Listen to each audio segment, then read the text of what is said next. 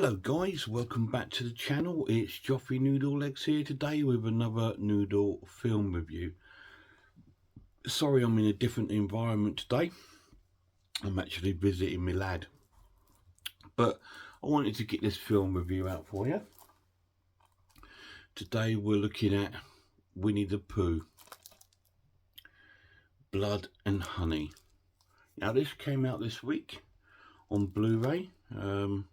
I picked a copy up and the lad picked a copy up, so we watched his one last night. This is based on obviously some of the famous characters from the Winnie the Pooh story, and the film sort of starts off with like it giving you like a bit of background story in a sort of cartoon sort of style about Christopher Robin and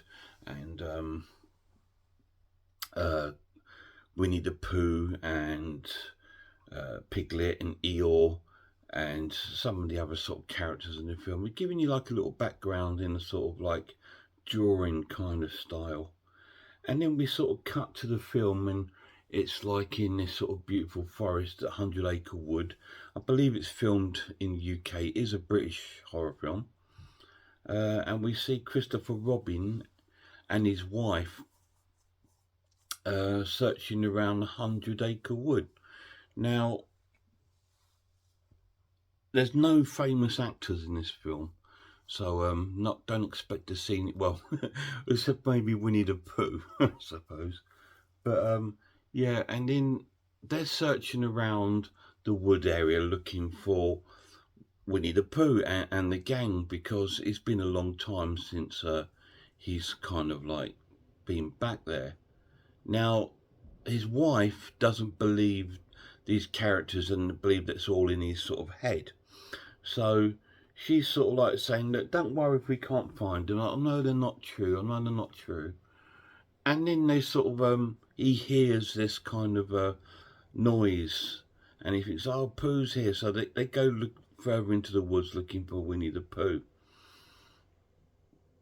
And then they find like, they stumble across the sort of tree house in the woods, and they go into it to sort of like investigate inside, and he finds like a piece of paper, and in the paper's like, I think it's like an evil drawing of Christopher Robin, where he's been drawn into like I don't know, we don't really see what's on it, and then we finally get to sort of see Piglet and Winnie the Pooh, and they kill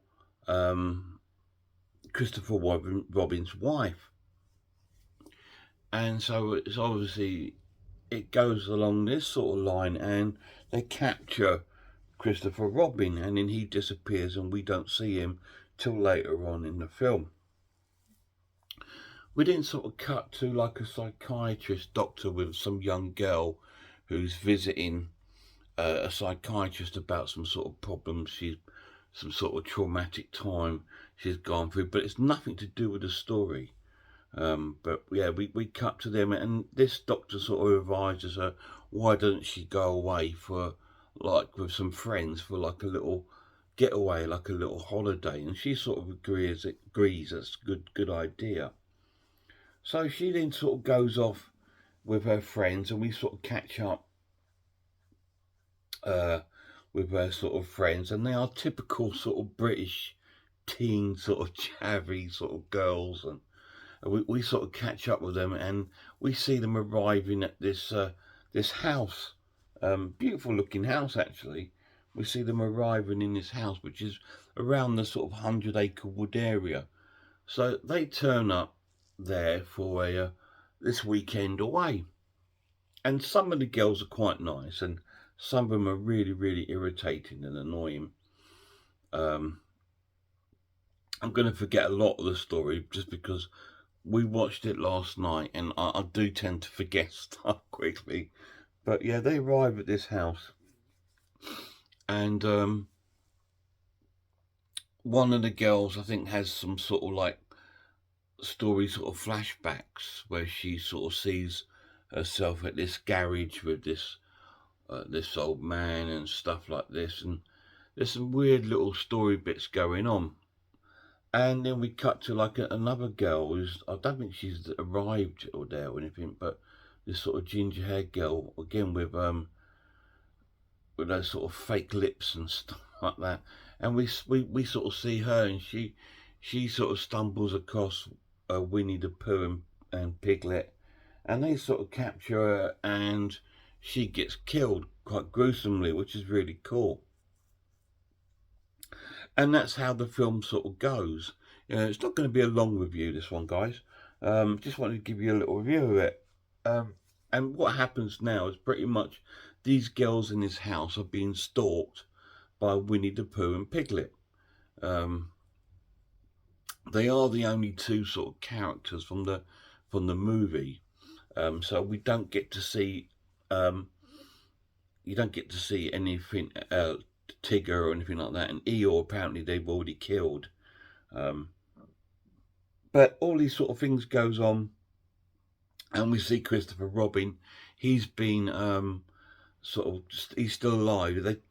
Pooh's captured him, and he's tied him up, and he's sort of like hanging from like these sort of chains, and he's sort of torturing him and whipping him and stuff like this. And I believe it's all because he's left them behind and all this sort of stuff. That's the same sort of story really as the film with Ewan McGregor, Christopher Robin, when he left them behind and they'd gone looking for him and stuff like that. But that's a nice story. This is the opposite. This is like a slasher movie, and Pooh and Piglet just pretty much hunt down these girls, and they just sort of like all get killed one by one in gruesome ways. Other little characters sort of appear into the film and sort of get killed off and stuff like this. So it's quite a bit of a gore fest going on, and there is some quite gory kills in there. So what do I think of Winnie the Pooh, Blood and Honey? Well, I thought it was really cool, really good fun. It's a great British slasher film, and which is very, very rare. We don't have many slasher films. I do believe they are making a sequel. I do believe. But it was really, really cool, good fun. The lad Lemonlord absolutely loved it. He thought it was an amazing film. He really liked it. The pluses of the film: it looks really, really nice. It's got a great transfer onto Blu-ray, and it's shot quite visually stunning at some points. You've got some great scenery, and it looks really, really cool.